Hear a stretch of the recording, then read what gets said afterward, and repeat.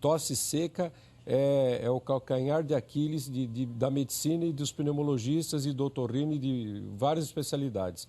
Tosse seca pode ter uma série de razões, né? Mas pode ser por refluxo, a pessoa pode ter um problema de refluxo do esôfago, pode ser uma sinusite crônica, tem vários fatores. Esse é um deles, né? Mas pode ser por refluxo, a pessoa pode ter um problema de refluxo do esôfago, pode ser uma sinusite crônica, tem vários fatores. Esse é um deles.